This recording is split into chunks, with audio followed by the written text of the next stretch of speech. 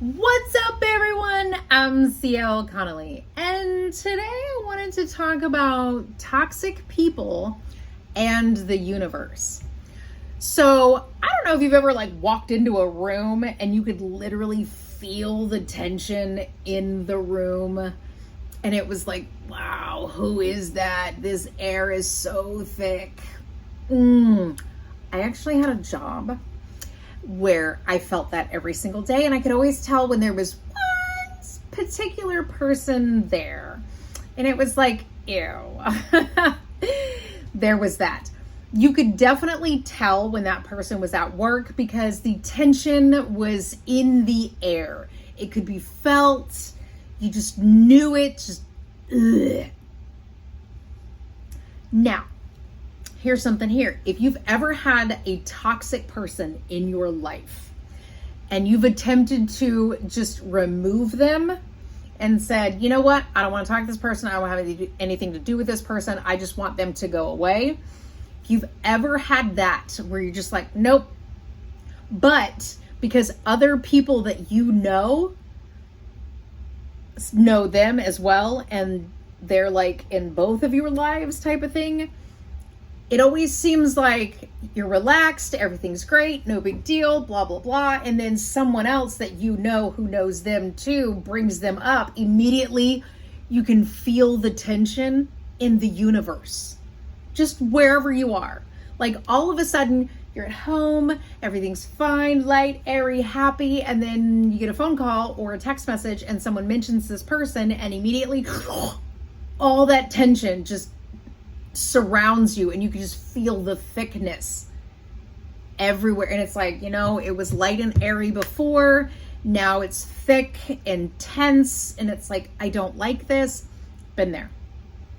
Have been there. So I have had this issue where it feels like I'll be having a great day, no big deal, having a great day, awesome. And this person, anytime I hear their name, even if it's not even referencing them, it could be I'm watching a TV show or a movie or something, and I hear this person's name, immediately I tense up, and I'm just like, I just got this visceral reaction where I'm just like, I don't like that name. I don't want to hear that name because this person was so toxic. And it's just one of those things where it's literally almost a gag reflex just from hearing their name. Like,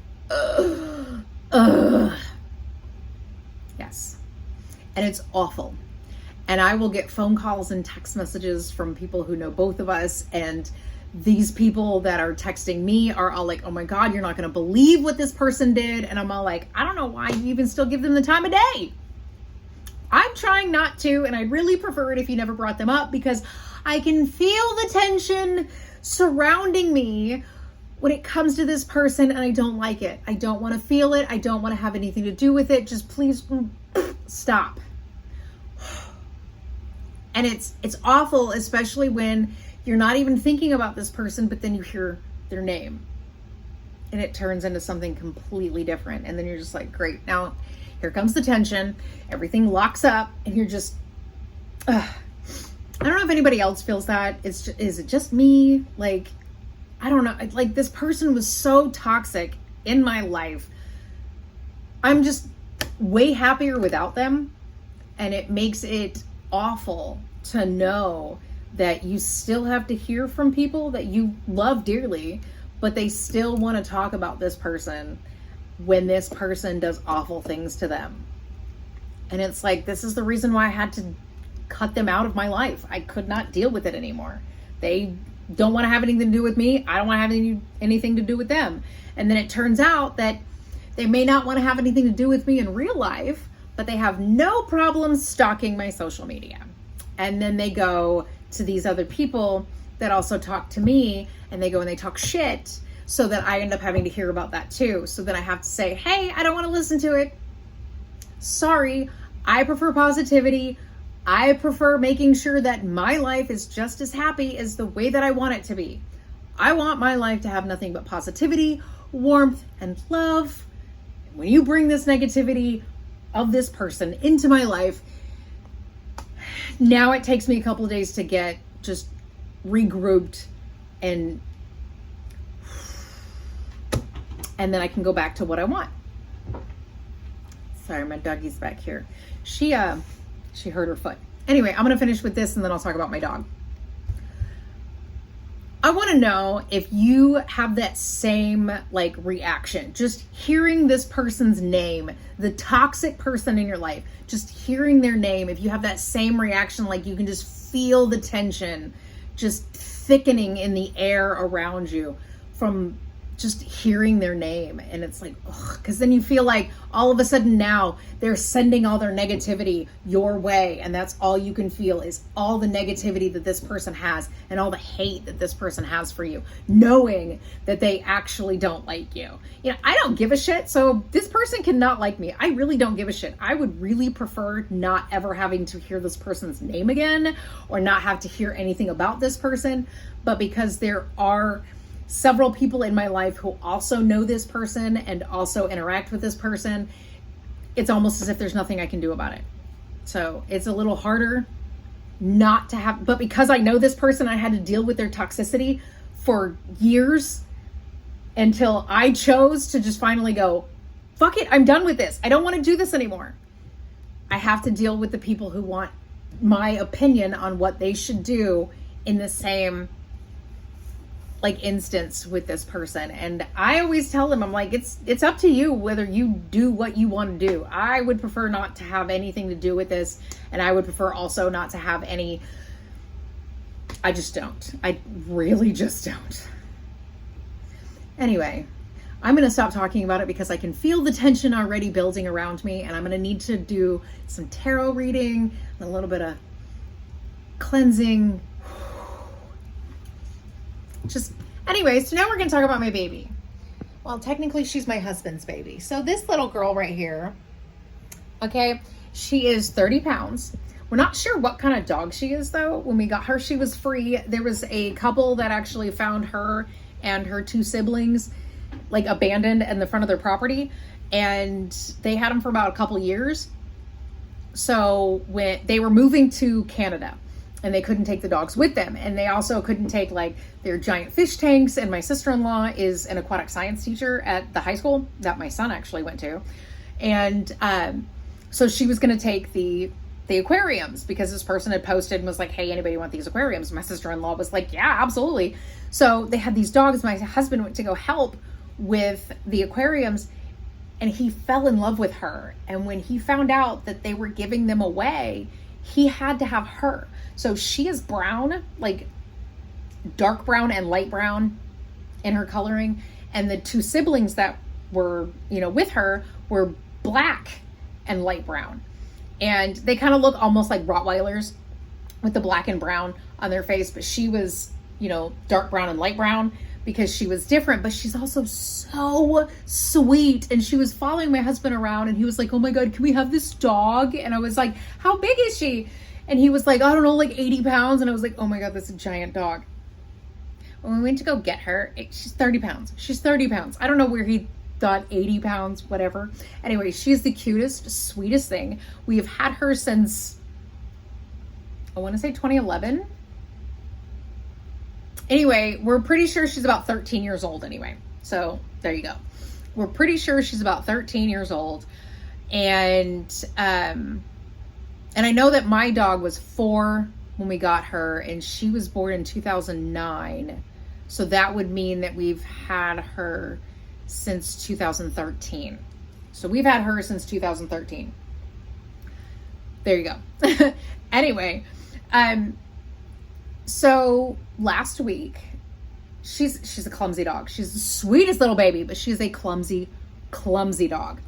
And I always think it's really funny. Well, because she's 13, she's got arthritis in her hips and stuff like that. So whenever she goes and runs, because she's chasing a squirrel or something like that, by the time she realizes she can't catch the squirrel and she turns around, starts coming back, now she's limping.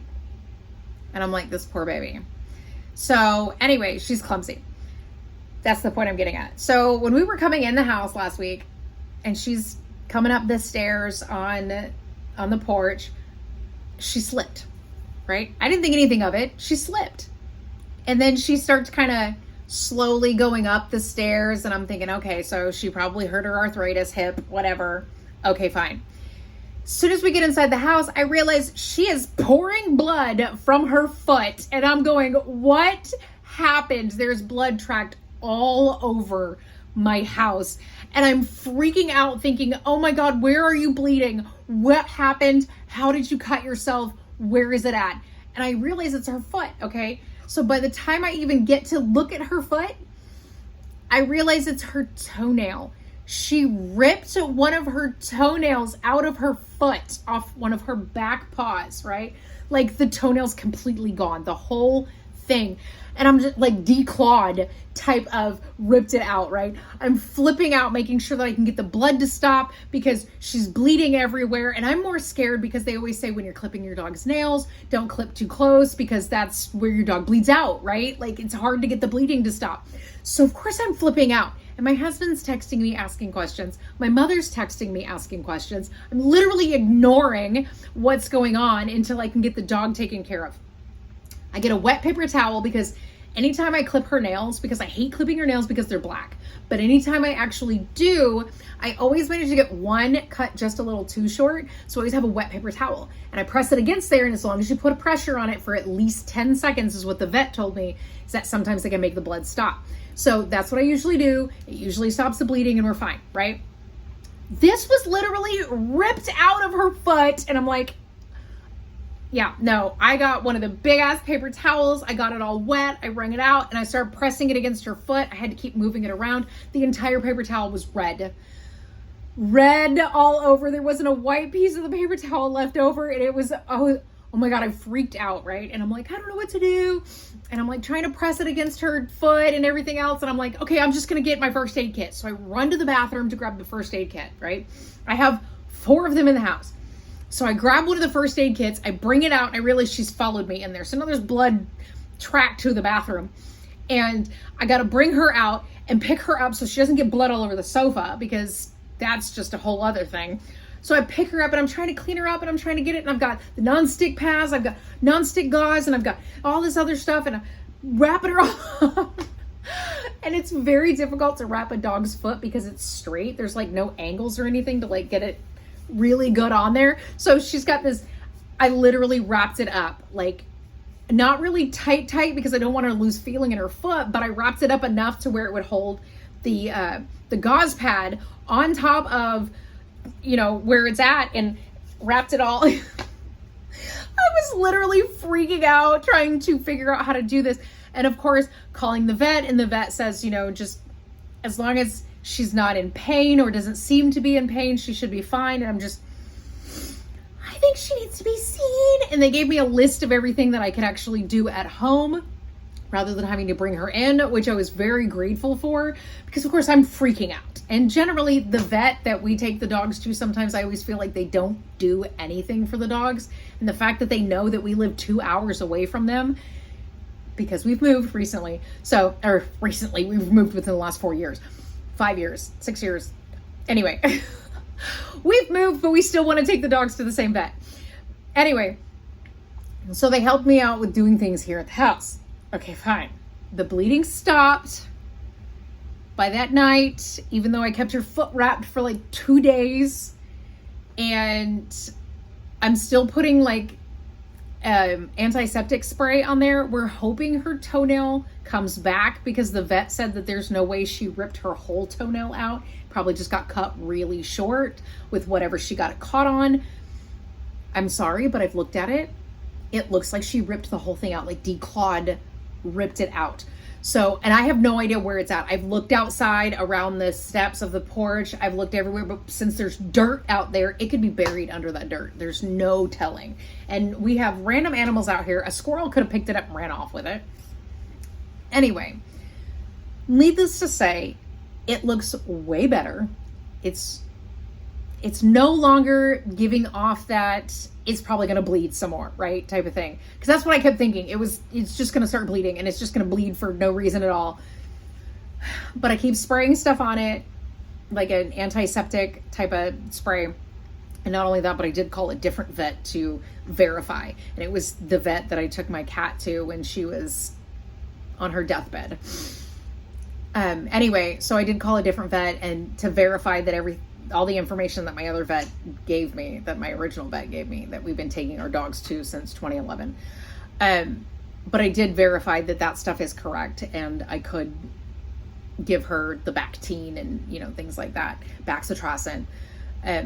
But that was mainly because I wanted to make sure that if she were to lick it, because, you know, dogs lick everything. They want to lick their wounds. That's like the saying. But anyway, so if I put the Baxitracin ointment on there, I have to wrap it. But if I spray the Bactine on there, she should be fine.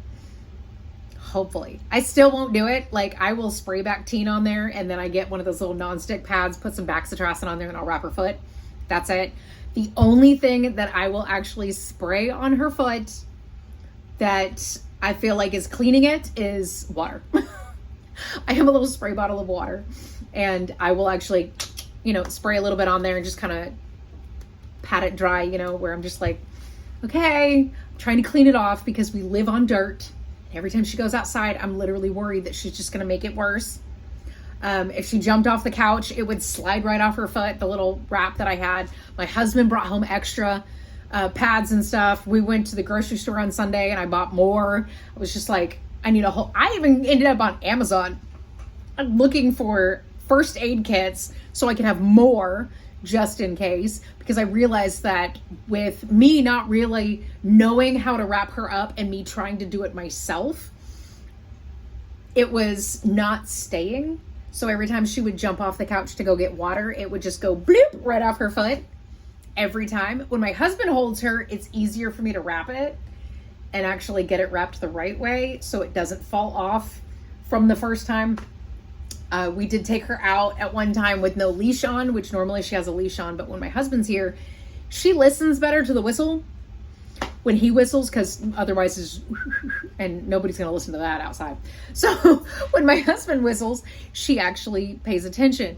Hi honey, but when I do it, she doesn't really listen to me. Let me see. Can you see her sweet little face? Oops. Ooh. Hey, look at the camera. Look at the camera. Say hi, everybody. Say hi, everybody. That's a sweet girl. She's also the one who's terrified of loud noises. So if it thunders, my husband and I both have this thing. If it's raining or thundering, our first thought is not, oh great, it's just going to be wet and rainy. No, our first thought is, oh my God, is she okay? Is literally our first thought. We don't care about the rain. We really don't. It doesn't matter if it's raining. We don't care about all the, oh, it's going to get wet. Nope. Is our poor little Laila going to be okay? Do you want to come up here? You want to come up here and sit with me? Come here. Come here. Let me see if I can hold you. Come. Ooh. Let's see if I can get her up here. Ooh. Oh. 30 pounds. You're a big girl, huh? So anyway, yep, that's all I have for that. This poor baby, her poor foot. I feel so bad. I'm glad that it's looking a lot better. It's not as red and irritated. And it does kind of look like there might be a nail in there now that I can actually see it. It does look like there might actually be a little bit of a nail in there, so maybe it'll grow back. I don't know. She does tend to bite her back paws, like the nails on her back paws. She does tend to bite them, but that's only because of the fact that, you know, she gets nervous. She bites her nails. That's what she does. When she gets nervous, she bites her nails. And it's cute and it's adorable and we love her, and she is just the sweetest little... She's just the sweetest little thing. She wants to see out the window. And I got her turned the wrong way. But she's a sweet girl. Everybody loves her. The groomer loves her. The vets love her. She is... Anyway, that's all I have to say. Like, comment, share, subscribe, or don't. I don't give a shit. Do whatever the fuck you want. I post new videos every Monday, Thursday, and sometimes bonus videos on Saturday, just for fun. But that is all I have for you today. And hope to see you in my next one. Okay, bye!